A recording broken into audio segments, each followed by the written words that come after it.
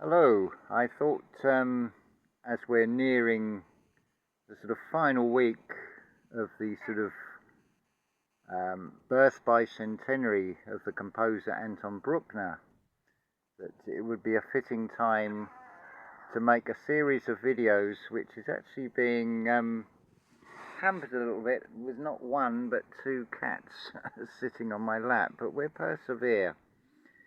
I'm going to make 4 statements that may seem a little bit controversial, but as we go through what possibly will end up as 4 videos, I'm going to make some assertions that you've probably not heard before about Anton Bruckner and the further ramifications that come from this as well. So the first one is Bruckner really is God's composer, not just in the sort of association with the music that he wrote, but far deeper in its true meaning of what that accolade suggests. Secondly, I assert that Bruckner was poisoned over probably about a 10-year period. Therefore, he was murdered. We'll come on to that in probably what will be the second video. Point number 3, the Ninth Symphony finale. I feel the missing folios were stolen to order. And what we have actually at the time of Bruckner's death is a crime scene, which I feel needs to be reassessed and looked at in a new way. And fourthly, which may seem contradictory to item 2, that Bruckner was murdered, is to say that Bruckner still lives. So in this first video, perhaps it's best to start with my personal backstory, my introduction to Bruckner, which goes, I feel, some way to substantiating the claim that Bruckner still lives and that he is God's composer. So my introduction to Bruckner was around about 1986, so roughly 90 years after his passing. I come from a position, now the wind has picked up, I come from a position not as a musicologist, but more from intuitive feeling, and I would also suggest that some of it is spiritual communication with Anton Bruckner. In a communication that I've had in recent months, it was suggested that I am Bruckner's herald, and I will gladly accept that title, as it were, because I do feel that he does, to some extent, speak through me, through his music, and spiritually more direct. So my introduction to Bruckner was with his Ninth Symphony, just following an intuitive feeling to try this record. It was the Decca Jubilee series. I believe the conductor was Zubin Mehta with the Vienna Philharmonica. And my first reaction to hearing this symphony was, wow, this is majestic. I want to hear more. But the real breakthrough, which is sort of ironic because Bruckner's breakthrough in public recognition came with his 7th symphony, and it was his 7th symphony that, without knowing really anything about his life or the times when Bruckner wrote this symphony, it came through that there was some tragedy. And it turned out it was the fire of the Vienna theatre in which 452 people lost their lives. I'm going to put a link in the description to what Sir Simon Rattle says about Bruckner and the Seventh Symphony, and he describes him as being otherworldly. This phrase has also been used in a dialogue I've had with Dr. John A. Phillips, and we're both in agreement that this finale of the Ninth Symphony is otherworldly. But we'll come on to that more because that's item number 3. So only yesterday something said, go and check this book that I have in my possession.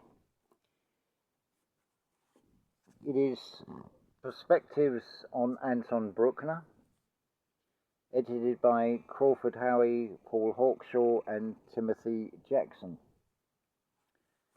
And it's quite revealing rereading some of the passages in that book. But can I suggest any other evidence that Bruckner is still alive? Well, certainly, if we consider this conception of God as not being finite, but being infinite, would it not be inconceivable that someone who is basically appointed and is God's composer would have a kind of an infinity about him? Now, if we compare the discography that was available in the 1970s to the present day, you'll see this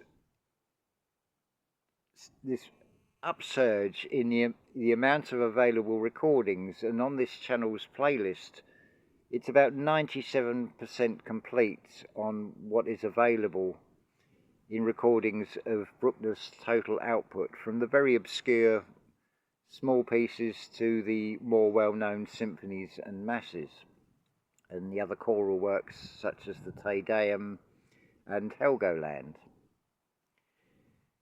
I would also refer you within the playlists to a video called St. Florian and Bruckner's Fifth Symphony, in which the organist of St. Florian recounts the tale of this mysterious phone call that said something on the lines of, "This is Tony, he's playing my mass all wrong." I believe it was Sergio Gelabadaca who takes a very slow pace, and probably not to Bruckner's liking, and I feel his spiritual energy did come through, and that phone call did come from an otherworldly source. This may seem a little out there to some of you, but hopefully I can put this case across.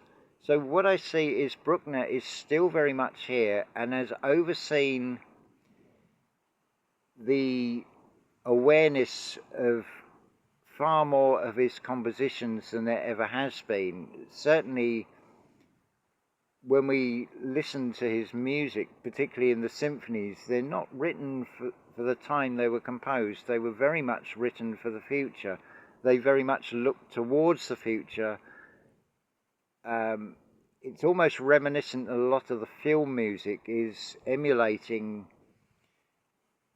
Bruckner's way of conveying things in sound. Now, to me, the symphonies themselves are autobiographical soundscapes of Bruckner's life, but beyond that, they also relay purely in sound the journey of this life experience from birth to death and beyond, with that finale of the Ninth Symphony. Maybe the world isn't ready for that even now in its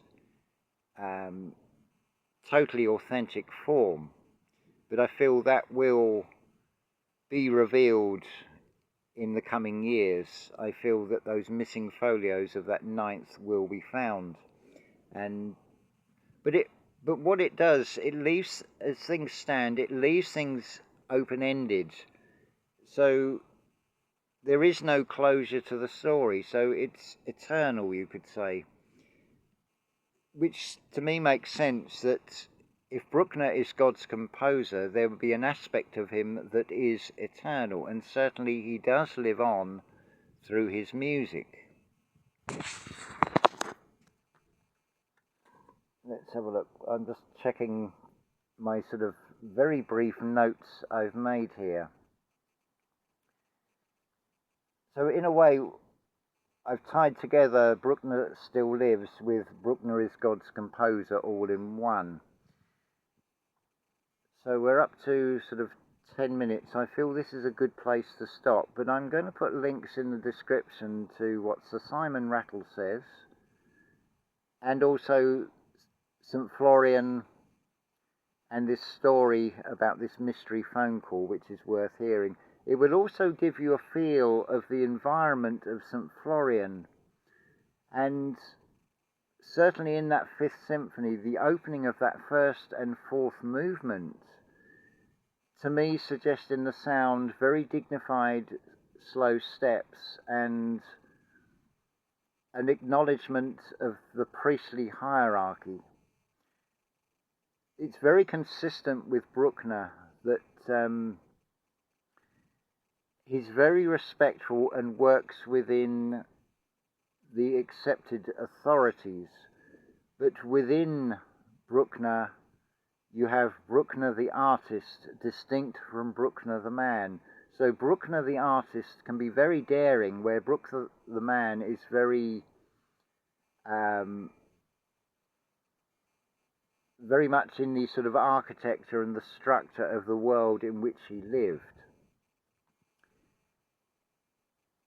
So I'll end this first part here, and then we'll carry on with item 2 about effectively Bruckner being murdered and why I am suggesting this, and we'll come on to the motives behind it as well. So this is part 1 of, it's probably going to be 3 videos. This actually went a lot quicker than I thought it would, but there's a lot to unpack for this. It would probably be better if I was to make far more extensive notes and turn this into a book, which I may well do at some point. It is controversial, yes, but I feel it is fitting to re-evaluate Bruckner and dispel a lot of these negative myths, such things as the counting neurosis. I feel this so-called counting neurosis was actually part of his compositional approach to things, and what is encapsulated are things he saw in his daily life, maybe the number of windows in a building or the leaves on a tree, are sort of, he's making a mental note in the way he creates music, and these, we get the final product in the symphony, so there may well be encapsulated in the sound a particular building, maybe even that Vienna State Theatre that burned to the ground. But make of that what you will, but I hope you will be open enough to just weigh these things up and the points I'm going to make. But I leave it to you to decide for yourself whether we are looking at a crime scene at the end of Bruckner's life, or whether it was just old age and he was exhausted. But we'll come on to that in the successive videos in this series. So thank you very much for listening, and I apologise that there have not been more videos on this channel of late, but I have been concentrating on putting together playlists of Carl Maria von Weber, who celebrates 200 years death centenary, bicentenary next year, and the following year is the death bicentenary of Beethoven, and then the year after that we have the death bicentenary of Franz Schubert. And I would like to construct more playlists. Certainly all the instrumental work, or pretty much all the instrumental work of Beethoven, is already available in the playlists. There is still the piano variations and the shorter piano pieces to make playlists on, but I'm gradually going through this, trying to find recordings that don't have adverts that cut right through the music. But that obviously is something out of my control, but it does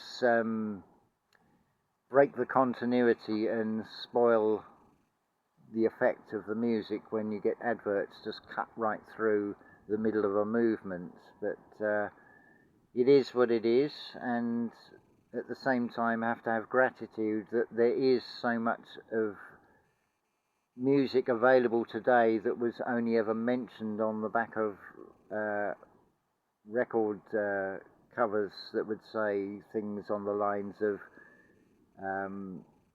this or that composer wrote X number of concertos, the most famous being, and that's the only mention you get of the other concertos. But we are in a world that is far more analytical, and with the internet it has opened up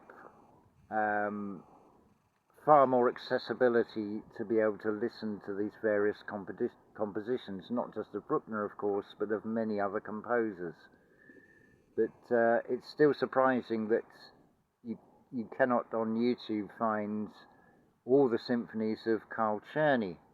And Carl Czerny is a composer that's really only mentioned as a link between Beethoven and Franz Liszt. But I invite you to explore some of these other composers, and you may be rewarded for the experience. You may find some real gems. Likewise with the music of Carl Maria von Weber, still very under the shadow of Beethoven, and even some of Beethoven's lesser known chamber music. There's the piano quintets, which I would recommend listening to, the Septet Opus 20 as well. That's just to name a couple of things off the top of my head. Wow, this video has now got rather longer than it was intended to do, but I hope that has sort of whet your appetite to listen to the successive videos in this series on Anton Bruckner, and where I hope I will be able to dispel some of these urban myths about him being a simpleton, a country bumpkin,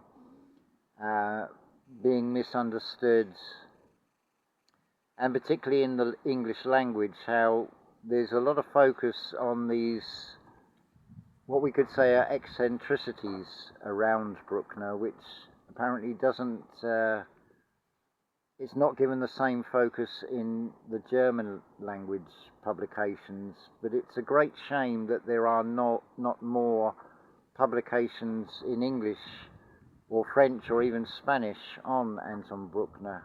I don't know if who you'd need permission to look at original documents and then be able to publish them, but I feel it is something that is very much needed today, which will enrich our understanding of the lives of these composers, to be able to look at their psychology,